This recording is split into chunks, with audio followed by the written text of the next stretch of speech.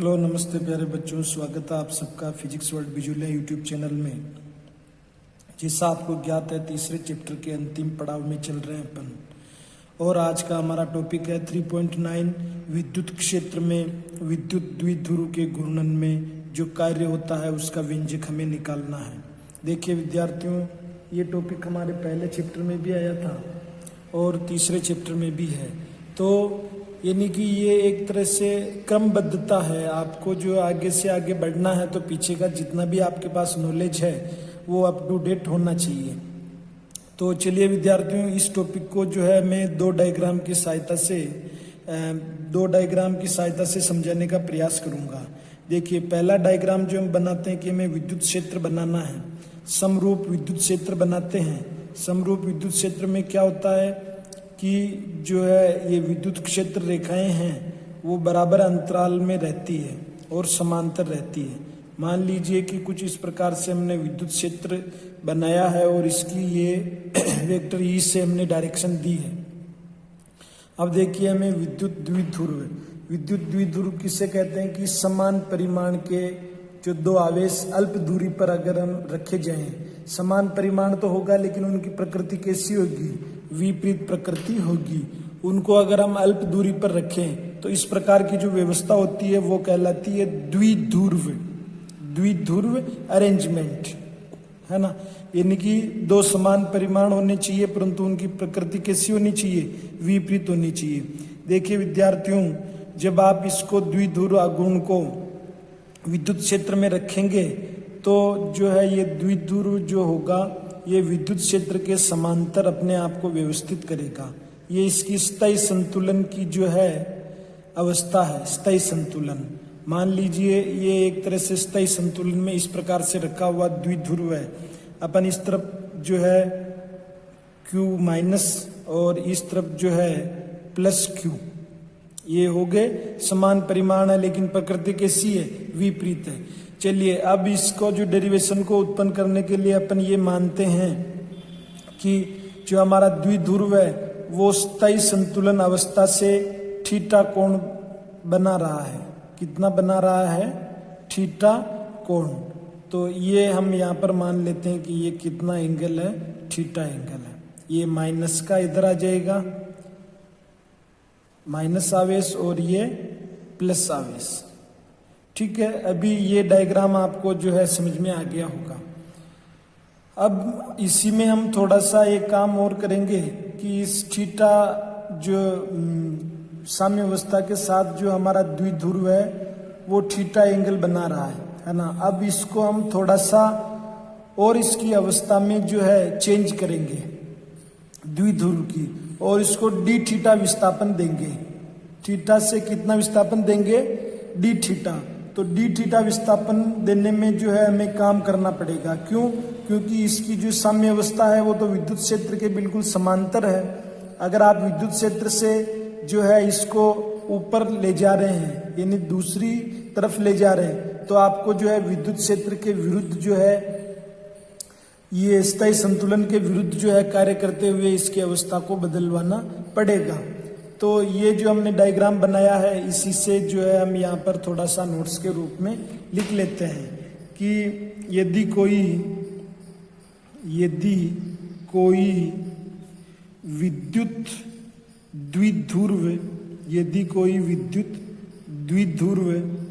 समरूप विद्युत क्षेत्र। देखिए समरूप विद्युत क्षेत्र का मतलब क्या होगा कि विद्युत क्षेत्र की दिशा और परिमाण हर बिंदु पर क्या हो, समान हो। समरूप विद्युत क्षेत्र के साथ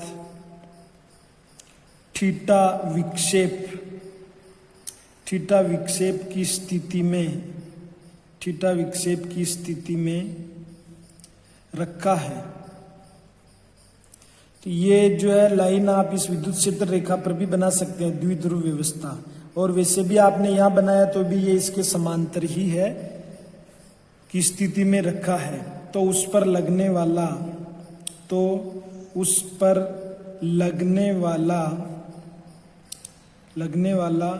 बल आघूर्ण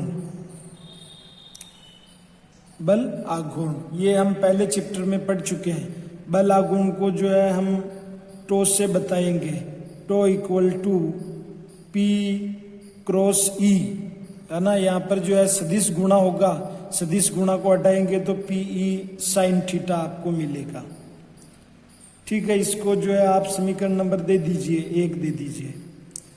अब हम आगे जैसा डायग्राम में भी मैं बताता हूं आपको कि अभी ये विद्युत क्षेत्र के साथ थीटा विक्षेप की स्थिति में है, और अब हम कह रहे हैं कि इसको है इस थीटा विक्षेप की स्थिति से डी थीटा विक्षेप में हमें ले जाना है। डी थीटा क्या है? बहुत ही अल्प विस्थापन। अब अल्प विस्थापन में जो हमें कार्य प्राप्त होगा वो भी कैसा होगा? वो भी हमें अल्प ही, चलो इसको जो है मैं डैश डैश से बना देता हूं, वो भी हमें अल्प कार्य ही प्राप्त होगा। यानी कि इसी विद्युत द्विध्रुव को जो है अब हम डी थीटा से जो है विक्षेपित कर रहे हैं, विस्थापित कर रहे हैं डी थीटा से। ये इधर आपका प्लस क्यू हो जाएगा और इधर आपका जो है माइनस क्यू हो जाएगा। यानी कि हमें इस नवीन डैश डैश वाली स्थिति में ले जाने के लिए कितना कार्य करना पड़ेगा वो हम निकालना चाह रहे हैं। क्योंकि अल्प विस्थापित कर रहे हैं तो यहाँ पर किया गया कार्य भी अल्प यानी कि डी डब्ल्यू होगा। और कार्य का सूत्र जो है हम जानते हैं, बल इंटू विस्थापन। तो देखिए यहाँ पर जो है बल इंटू विस्थापन तो आता है अपने रेखीय कार्य में, है ना। अगर हम जो है किसी वस्तु को रेखीय स्थिति में आगे बढ़ा रहे हैं तो वहां पर किया गया कार्य बल इंटू विस्थापन होगा। लेकिन यहाँ पर हमें घूर्णन गति मिल रही है, तो घूर्णन गति में हम जो है बल की जगह लिखेंगे बल आघूर्ण और विस्थापन की जगह लिखेंगे कोणीय विस्थापन। ये ध्यान रखने वाली बात है, बल की जगह बल आघूर्ण और विस्थापन की जगह कोणीय विस्थापन। ये दो चीजें जो है हम उस बल वाले कार्य वाले सूत्र में जो है रखेंगे। तो देखिए हमने इसको जो है डी थीटा विस्थापन दे रहे हैं, तो चलिए यहाँ पर लिख देते हैं इस स्थिति से, यानी थीटा वाली स्थिति से डी थीटा कोणीय विस्थापन, डी थीटा कोणीय विस्थापन देने में किया गया कार्य, ये कार्य भी कैसा होगा? अल्प होगा। तो अल्प कार्य को मैं डी डब्ल्यू से बता रहा हूं, क्या होगा? ये बलागुण और गुणा में कौन होगा भाई? कोणीय विस्थापन, कोणीय विस्थापन। चलिए ये ब्रैकेट में लिख देता हूं। बलागुण को तो हम जो है टॉस से बता रहे हैं और कोणीय विस्थापन को बता रहे हैं डी थीटा से। ठीक है साहब, ये हो गया हमारा अल्प कार्य। अब देखिए एक डायग्राम जो है और बना लीजिए आप। उसमें क्या होगा कि उस वाले डायग्राम में हम ऐसा रखेंगे कि भाई इस द्विध्रुव को θ1 स्थिति से θ2 स्थिति तक जो है विस्थापित करते हैं, तो उसमें कितना कार्य किया जाएगा? ये हमारा अल्प कार्य है। और वहां पर हम θ1 θ2 के अलग अलग मान प्राप्त करके 3 विशेष स्थितियां भी निकाल लेंगे। तो इसको है हम 2 डायग्राम की सहायता से समझना चाह रहे हैं। तो चलिए जल्दी से जो है विद्युत क्षेत्र बना लीजिए, ये समरूप विद्युत क्षेत्र हमारा, और एरो के चिन्ह से जो है हमने यहाँ पर जो है ये डायरेक्शन दिखाई है इसकी विद्युत क्षेत्र की, ये विद्युत क्षेत्र ई। चलिए ये तो हमारी जो है हो गई साम्य अवस्था, संतुलन अवस्था, ठीक बात है। अब इस संतुलन अवस्था से जो है हम द्विध्रुव को देखिए, इस द्विध्रुव को रखा है हमने θ1 पोजीशन, विस्थापित किया हमने θ1 वाली स्थिति में। ठीक है, अब जो है हम θ1 के बाद जो है θ2 से इसको विस्थापित करेंगे, ये कुछ इस प्रकार से। ये यहाँ पर इस साम्यावस्था के साथ θ1 और ये जो हमारा एंगल होगा ये हो जाएगा θ2। संतुलन अवस्था से एक तो बन रहा है θ1 एंगल, दिखाई दे रहा होगा आपको θ1, और दूसरा बन रहा है θ2। 2 स्थितियां हो गई हमारे विद्युत द्विध्रुव की। ये यहाँ प्लस क्यू आवेश, यहाँ पर माइनस क्यू आवेश, और यहाँ भी प्लस क्यू आवेश, और यहाँ है जो माइनस क्यू आवेश। देखिए यहाँ पर 2 द्विध्रुव व्यवस्था नहीं है, एक ही द्विध्रुव व्यवस्था है। पहले θ1 पर थी, θ1 के बाद हमने इसको θ2 पर ले गए, तो इस दौरान जो है कितना कार्य हुआ वो हम निकालेंगे। अल्प कार्य हमने यहाँ देख लिया, तो इसी अल्प कार्य का जो है हम θ1 से θ2 की लिमिट में समाकलन कर देंगे तो हमें पूरा कार्य W जो है मिल जाएगा। आप समझ गए होंगे कि हम आगे क्या करने वाले हैं। अल्प कार्य का ही हमें आगे समाकलन θ1 से θ2 की लिमिट्स में करना है और जो है पूरा कार्य निकालना है। देखिए, अतः θ1 विक्षेप की स्थिति, θ1 की विक्षेप की स्थिति से θ2 विक्षेप की स्थिति तक द्विध्रुव को घुमाने में किया गया कार्य। देखिए, हमें कार्य क्यों करना पड़ रहा है, क्योंकि ये इसकी द्विध्रुव की जो है प्रवृत्ति है इस विद्युत क्षेत्र के समांतर रहने की। हम इसके समांतर स्थिति से इसको जो है एंटी क्लॉकवाइज ले जा रहे हैं, तो हमें जरूर कुछ कार्य यहाँ पर करना पड़ेगा। अब वो कितना कार्य होगा जो हम यहाँ पर हमें उसको क्या करना है, डिराइव करना है। तो किया गया कार्य जो होगा W, वो क्या होगा भाई, समाकलन किसका, dW का, और लिमिट्स हम यहाँ पर ले लेंगे θ1 से θ2। चलिए वैल्यू भरिए, θ1 θ2 की लिमिट्स हो गई, dW हमारे पास समीकरण 2 से आ जाएगा, टो dθ। टो का मान रखिए समीकरण 1 से, टो का मान रखिए समीकरण 1 से, समाकलन θ1 से θ2, टो का मान में भरूंगा समीकरण 1 से, PE sin θ और dθ। ठीक है, यहाँ तक समझ में आ रहा होगा आपको। और एक स्टेप हम आगे बढ़ा लेते हैं। देखिए, चलिए यहाँ तक आपने नोट कर लिया, इधर चल रहा W। अब हम क्या करेंगे, P कांस्टेंट है, इसको बाहर ले लेंगे और sin θ का dθ के सापेक्ष जो है हम समाकलन कर लेंगे। तो इस तरफ चल रहा हमारा W, समाकलन θ1 से θ2, ये PE को मैंने बाहर ले लिया, कांस्टेंट राशि है, PE को बाहर ले लिया, अंदर रह गया sin θ और dθ। चलिए समाकलन कीजिए इसका। जब आप समाकलन करेंगे तो आपको मिलेगा माइनस कोस θ, θ1 से θ2। इसको आपको याद रखना पड़ेगा, समाकलन sin θ dθ बराबर माइनस कोस θ, समाकलन का फॉर्मूला है। अब देखिए PE, एक चीज और ध्यान दीजिए कि ये माइनस का चिन्ह है, या तो इसको आप इधर बाहर ले लीजिए या फिर माइनस जो है यहाँ से खत्म ही कर दीजिए। खत्म कैसे होगा कि जो है लिमिट्स बदल दो, θ1 की जगह θ2 और θ2 की जगह θ1 कर दो, तो ये माइनस किस में बदल जाएगा, प्लस में। तो कोस θ, यहाँ पर θ2 लिमिट्स आ गई, यहाँ पर θ1 लिमिट्स आ गई। समझ गए। अब जो है PE को आप ऐसे रहने दीजिए, लिमिट्स का यूज करिए। पहले ऊपरी सीमा आएगी तो कोस θ1 माइनस ये निम्न सीमा लीजिए कोस θ2। ये हमारा किया गया कार्य। तो जो है आपको किया गया कार्य का जो है ये यहाँ पर व्यंजक प्राप्त हो गया है। द्विध्रुव को हम θ1 से θ2 तक अगर ले जाएंगे तो कितना कार्य जो है किया जाएगा, वो हम इस समीकरण नंबर हो गए हमारे पास 3, समीकरण 3 से हम प्रदर्शित करेंगे। ये व्यंजक जो है आपके पास आ गया। अगर परीक्षा में स्पेशल केसेज अगर आपसे पूछे तो उनको जो है अपन जल्दी से यहाँ पर कर लेते हैं। स्पेशल केसेज, पहली स्थिति जो है हम देखें इसकी विशेष स्थिति कि स्थायी संतुलन। स्थायी संतुलन का क्या अर्थ है विद्यार्थियों, देखिए डायग्राम को। स्थायी संतुलन का मतलब है कि यहाँ पर जो ये θ1 आपको दिखाई दे रहा है, द्विध्रुव जो है बिल्कुल विद्युत क्षेत्र के समांतर हो जाना चाहिए, विद्युत क्षेत्र के समांतर हो जाना चाहिए, इसको कहेंगे हम स्थायी संतुलन।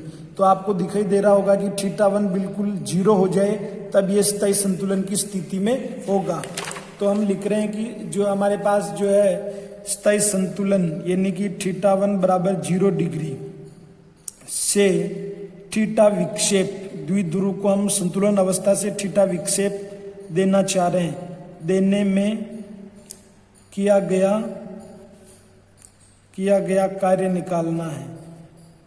तो इस स्थिति में क्या होगा, अर्थात θ1 तो आपके पास 0 डिग्री हो गया, लेकिन थीटा 2 कितना होएगा थीटा, क्योंकि हम थीटा विस्थापित करना चाह रहे हैं। तो समीकरण 3 से आपको कार्य मिलेगा WPE कोस थीटा 1 का मान 0 भर दीजिए 0 डिग्री, कोस थीटा 2 का मान जो है कोस थीटा भर दीजिए, तो आपको मिलेगा PE कोस 0 डिग्री का मान 1 हो गया, कोस थीटा का मान थीटा ही रहेगा।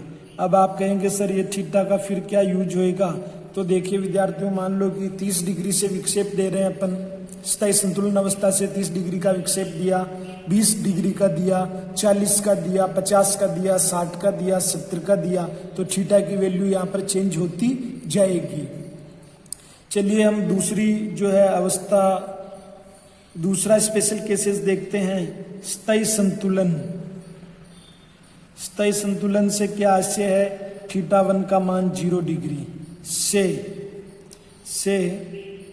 90 डिग्री विक्षेप देने में किया गया कार्य।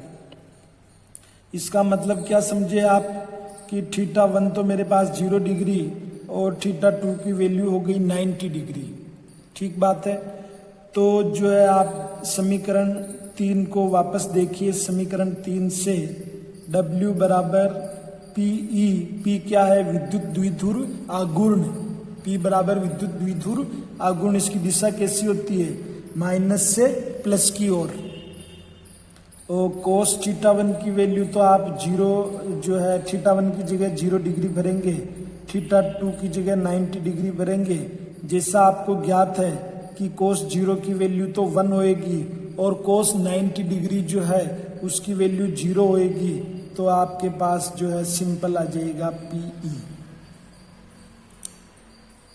ठीक, अब देखिए इसकी जो है तीसरी स्थिति या तीसरे स्पेशल केस जो है हम यहाँ पर पढ़ते हैं। ये तीसरा स्पेशल केस, स्थायी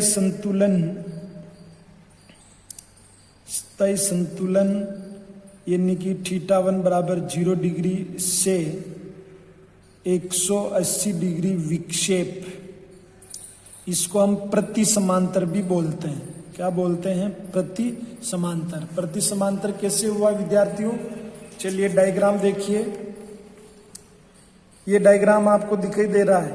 इसको हम प्रति समांतर कैसे करें कि इसको जो है इस बिंदु के सापेक्ष पूरा का पूरा घुमा दें, यानी कि प्लस क्यू आवेश जो आपको दिखाई दे रहा है इसको आप ऐसे घुमाइए, ऐसे घुमाइए, ऐसे घुमाइए कि ये प्लस क्यू यहाँ आ जाए और माइनस क्यू यहाँ आ जाए।